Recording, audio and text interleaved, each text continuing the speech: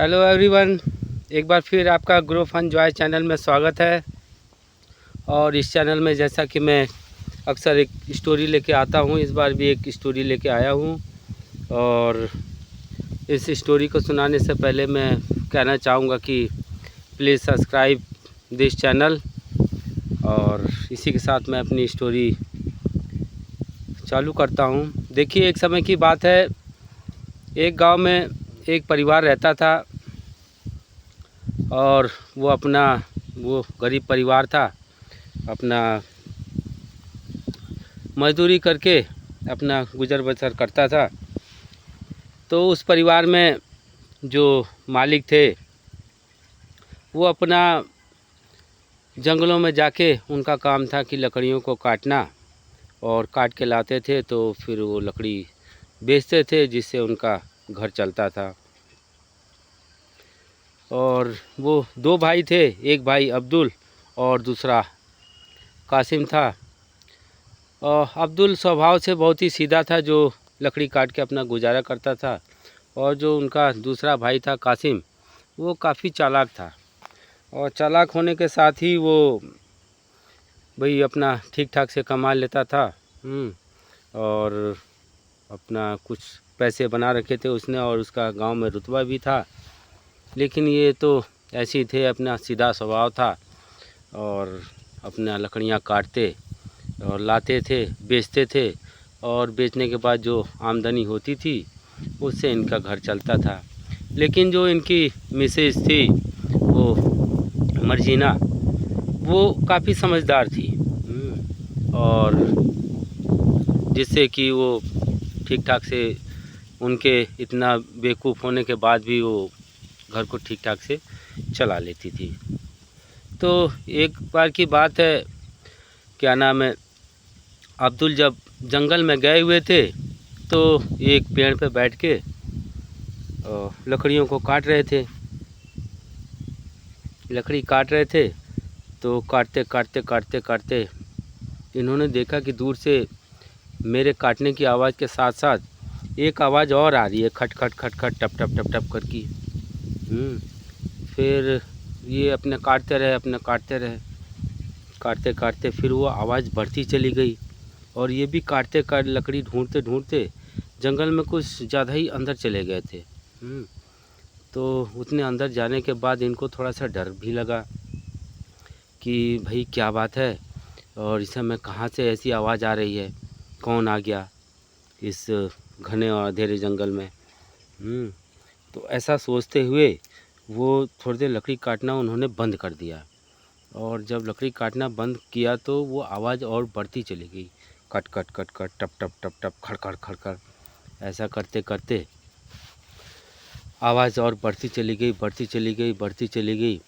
फिर उन्होंने जब ऊंचे तो थे ही, देखा कि ऐसे ऊंचे उठ के तो कुछ घुड़सवार चले आ रहे थे। किसी के हाथ में तलवार थी, किसी के हाथ में भाला था, और एक एक से हथियार लेके वो और घोड़ों पे बैठे हुए खटखट खटखट चले आ रहे थे। तो वो थोड़ा सहम गए। अब अब्दुल ने सोचा कि भैया क्या बात है, कौन लोग हैं यहाँ पे। तो ऐसा करते करते करते जब वो और नज़दीक आए तो उन्होंने देखा, अरे ये तो बहुत भयंकर डाकू हैं। सब किसी ने कुछ कपड़े पहन रखे हैं, किसी ने चमड़े के कपड़े पहन रखे हैं, बड़ी बड़ी दाढ़ी और तलवार भाला लिए हुए। और उनके जहाँ वो काट रहे थे उनके ठीक थोड़ी दूर से ही एक पतली सी पगडंडी जो कच्चे रास्ते की जंगलों में होती है, उसी से होते हुए वो एक गुफा की तरफ गए। तो ये सब अब्दुल बड़े ध्यान से देख रहे थे। अब वहीं दुबक गए और उन्होंने लकड़ी काटनी छोड़ के और उसी टहनी में एकदम से, जैसे कि पता भी न चले, टहनी के साथ में मिल के ऐसे लिपट के ऐसे दुबक गए। दुबक तो गए, अब उनकी आधी सांसें ऊपर आधी सांस नीचे। अब वो करते क्या, नीचे भी नहीं उतर के भाग सकते थे। तो उन्होंने हिम्मत बांधी, कही कि भैया अब देखा जाएगा, जो भी होगा, मैं तो अब यहीं रहता हूँ। ऐसा सोचते हुए वो वहीं पे मतलब ऊपर पेड़ के ऊपर ही लिपटे रहे। फिर और ध्यान तो उनका उन्हीं के ऊपर था, डाकुओं के ऊपर। तो उन्होंने जब देखा कि क्या नाम है, उनमें से एक जो डाकू बड़ा धाकड़ और बड़ा मजबूत सा दिख रहा था और अपने घोड़े से उतर के आ रहा था, उसने एकदम से कूदा हवा में और कूद कर टप बिल्कुल नीचे आ गया। और गजब की फुर्ती थी उसके शरीर में। तो वो समझ गया कि ये तो भाई इनका सरदार ही लग रहा है। तो सरदार बंद गुफा के सामने आया और उन्होंने देखा कि ये तो भाई गुफा के सामने ये क्या कर रहे हैं सब। और सरदार आगे था, उनके पीछे लाइन लगी थी, करीब 30-40 डाकू लगातार, सब करीब 45 में उनकी संख्या होगी। और सब एक से एक खतरनाक घोड़ों में सब लाइन से खड़े। और जब वो डाकू उतरा तो उतरते ही उसने अपनी तलवार निकाली और ऐसे करके 2 बार ताली बजाई और ताली बजा के सीधे बोला, खुल जा सिम सिम। ऐसे करके जैसे ही उसने आवाज़ लगाई तो वहाँ से वो जो गुफा थी वो अपने आप फटती हुई कड़कड़ कड़कड़ कड़कड़ करते करते हुए गुफा खुल गई। और कासिम ये सब देख रहे थे। कासिम कह रहे हैं अब्दुल ये सब देख रहे थे। और जब फिर वो सब अंदर घुस गए जितने डाकू थे। और फिर वो जैसे ही घुसे वैसे ही वो दरवाज़ा उसका धड़ धड़ धड़ धड़ धड़ धड़ धड़ धड़ करके मतलब बंद हो गया उनके घुसते ही। कोई जादुई गुफा थी वो, जो अपने आप खुलती थी, वो मतलब उनके कहने पर खुलती थी और फिर बंद हो जाती थी। तो सब ये सब तमाशा देखते रहे। तो फिर उन्होंने देखा कि कुछ समय बाद फिर से दरवाज़ा वो खुला और फिर उसमें से सारे मतलब जितने थे सब लाइन से निकले। और निकल के वो क्या नाम है, फिर से अपने घोड़ों पर सवार हो गए और फिर से जिस दिशा में आए थे उसी दिशा में वो चल दिए। अब तो भैया अब्दुल की हालत ख़राब, उनका पूरा शरीर पसीने से पूरा तर पर। अब लगे वो नीचे उतर के पहले तो उन्होंने ठंडी सांस ली और सांस लेने के बाद फिर उनके मन में ऐसा आया कि रुको मैं भी देखता हूँ कि इस गुफा में क्या है। डर तो लग रहा था, लेकिन उन्होंने फिर हिम्मत रखी और गुफा के सामने फिर से बोला, जैसे उन सरदार ने बोला था कि खुल जा सिम सिम, ऐसा बोले तो कुछ भी हुआ ही नहीं। तो फिर उनको याद आया कि नहीं, उसने सरदार ने पहले ताली बजाई थी और फिर बोला था खुल जा सिम सिम। तो फिर जैसे उसके सरदार ने किया था, उन्होंने फिर से ही 2 बार ताली बजाई और फिर बोला कि खुल जा सिम सिम। तो ऐसा करते ही वो जैसे ही उन्होंने किया और फिर दरवाज़ा एकदम खड़ खड़ दीवार पूरी गुफा फटती चली गई। तो जैसी गुफा हुई फिर जब अब्दुल अंदर गए तो उन्होंने देखा, अरे बाप, पूरा गुफा उनका मतलब सोने चांदी हीरे जवाहरात सब चीज़ से एकदम भयंकर, पूरा चमचम, पूरा उजेला हो रहा था। उस मतलब अंधेरे जंगल में अंदर जाके मतलब किसी लाइट की ज़रूरत नहीं थी, इतने हीरे जवाहरात अपने आप में ही सब चमक रहे थे और उसकी वजह से पूरा दिन जैसा उसके अंदर हो गया था। तो वो तो जाते ही वहाँ पे उनके तो और जो पसीने थे, पूरे कपड़े एकदम तर-बतर एकदम।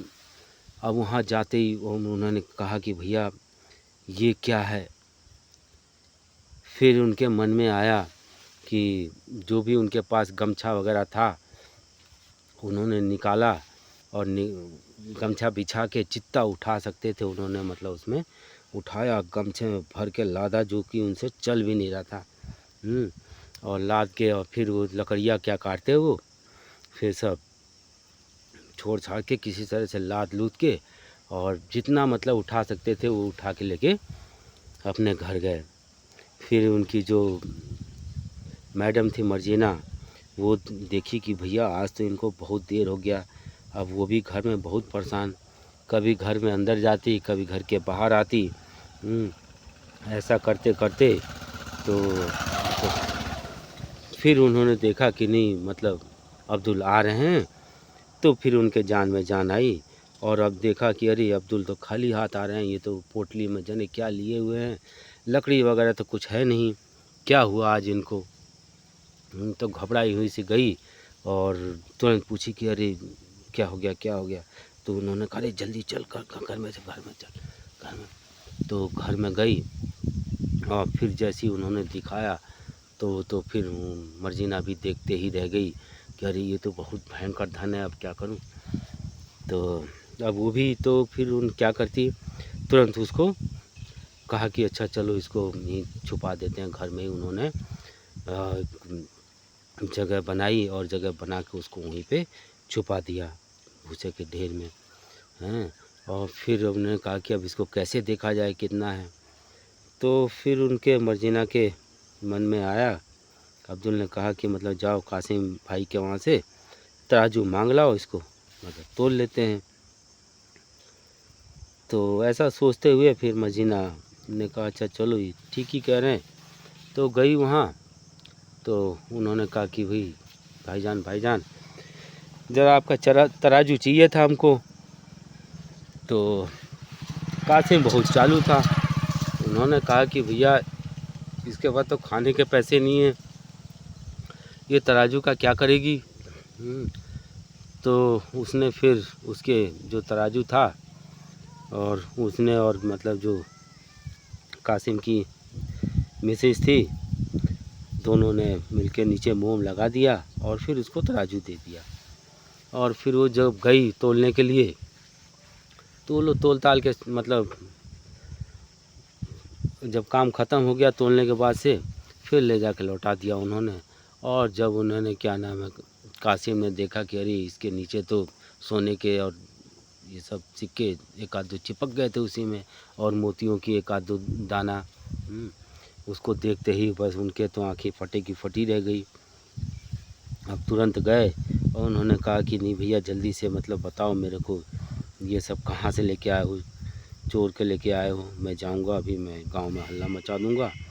और ऐसे ऐसे है। तो अब वो लोग डर गए, उन्होंने कहा अच्छा ठीक है भाई कासिम भाई ऐसी ऐसी बात है, ठीक है आप मतलब मैं चोरी करके नहीं लाए हैं, ऐसी ऐसी बात है। उन्होंने पूरी दास्तां करके सुनाई कि ऐसे ऐसे चोर आए डाकू, और फिर उन्होंने मतलब ऐसा ऐसा पूरा वाक़या उन्होंने पूरा सुना दिया।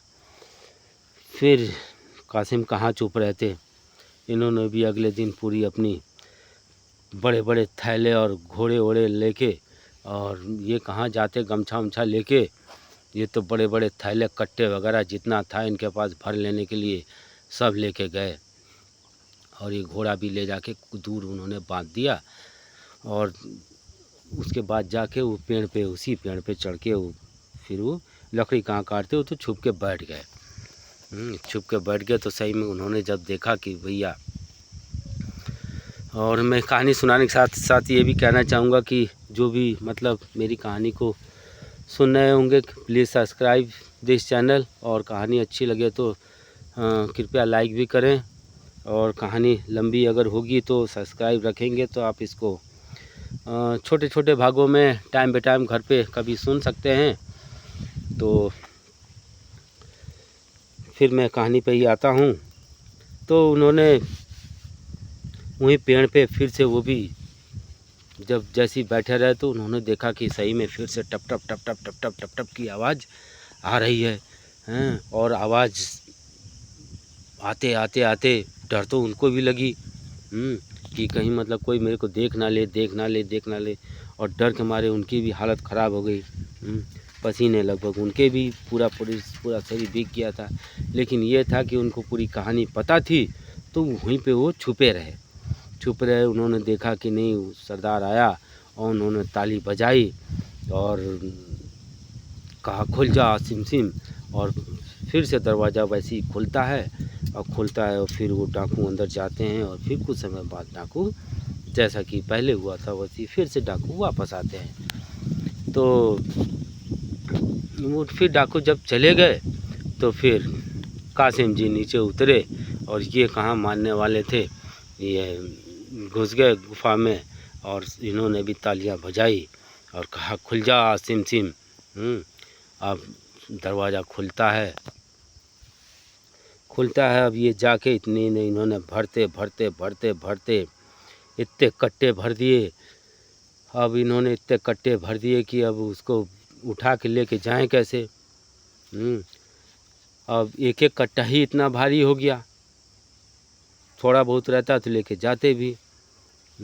ऐसा करते भरते ही भरते इनके सुबह से शाम हो गई।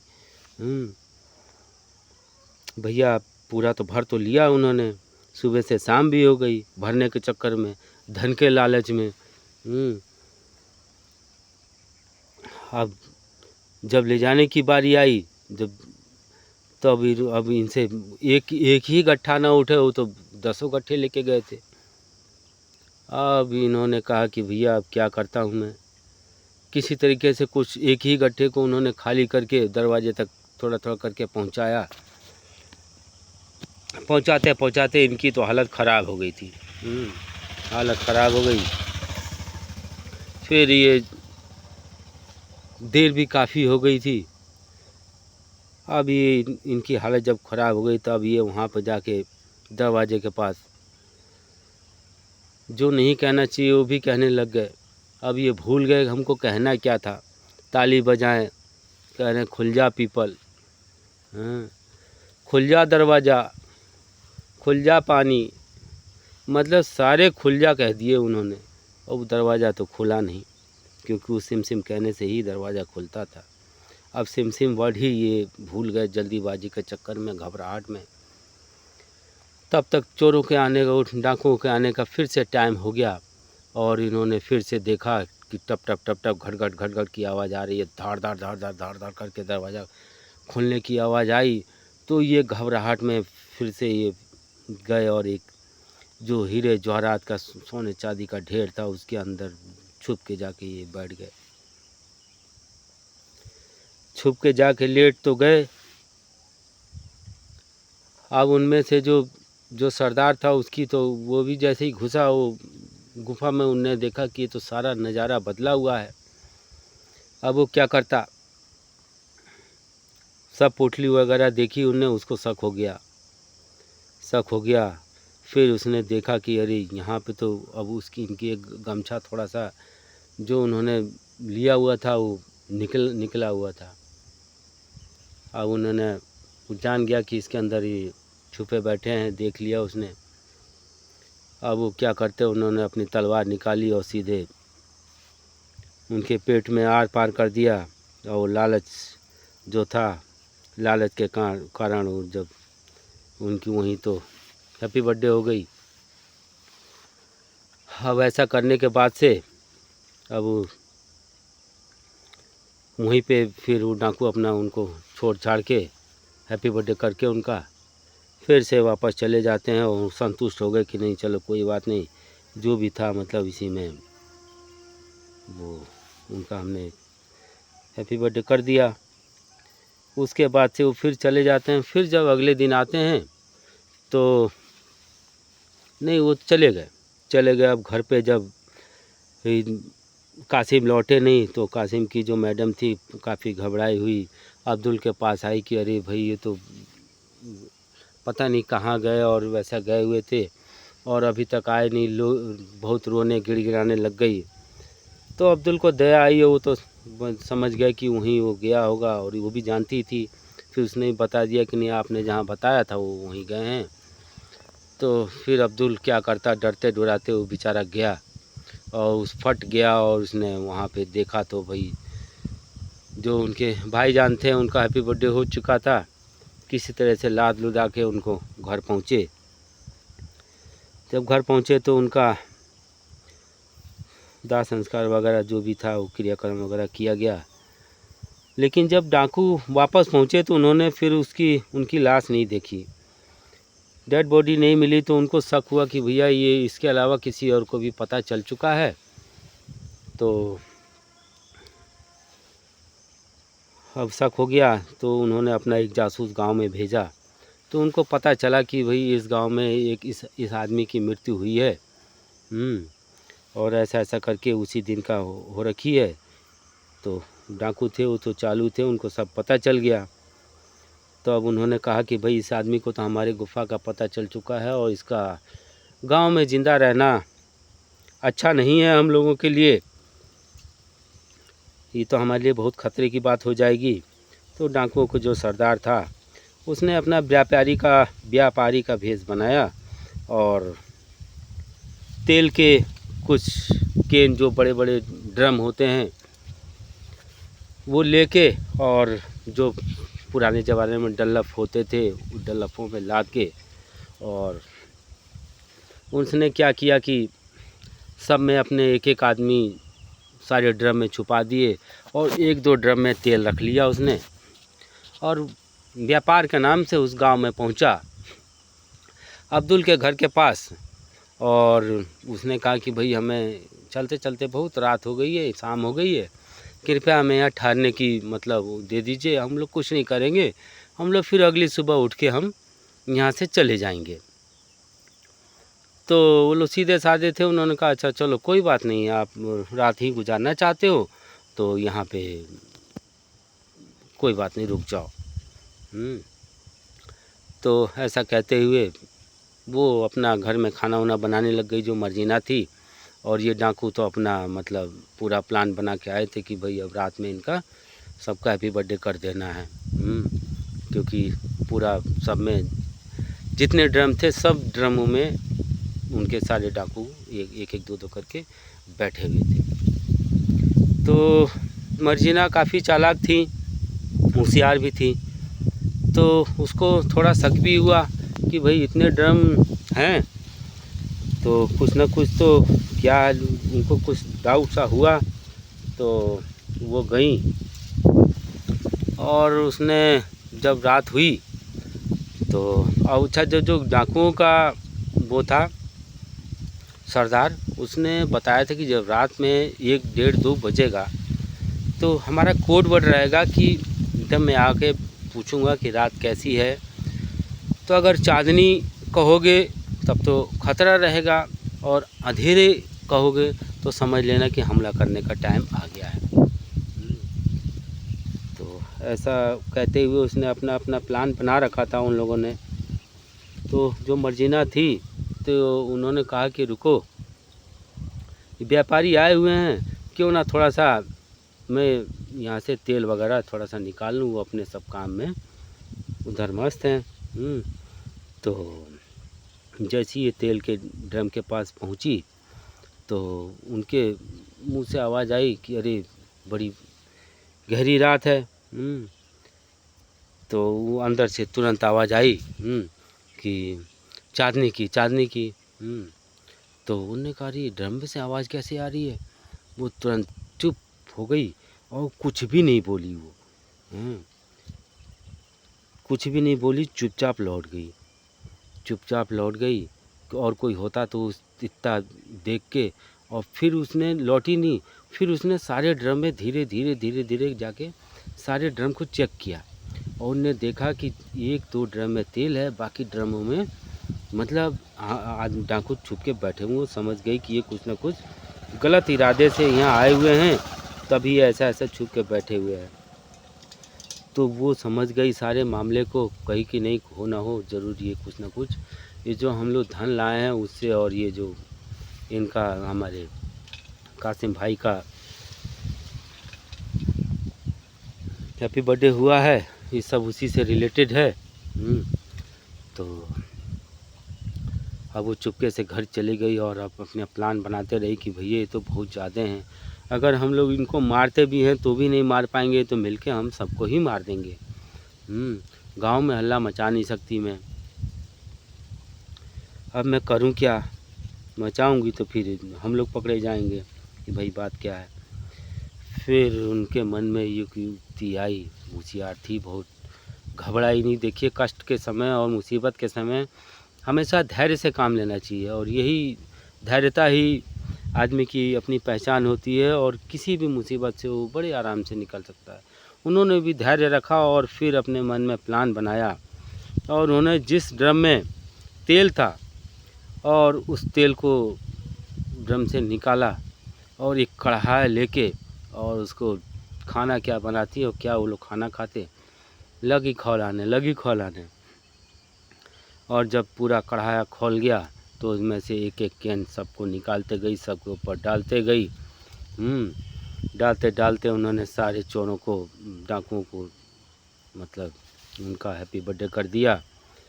जिस तरह से उनकी जान बच पाई, इसीलिए मैं इस कहानी को यहाँ पे समाप्त करता हूँ। अगर अच्छी लगी हो, थोड़ी लंबी हो गई है, इसलिए फिर से कहना चाहूँगा कि please subscribe this channel Grow Fun Joy, और ऐसी ही कहानी के लिए हमसे जुड़े रहें। और मैं फिर एक नई कहानी के साथ आपके पास फिर से उपस्थित होऊंगा। Okay, good bye.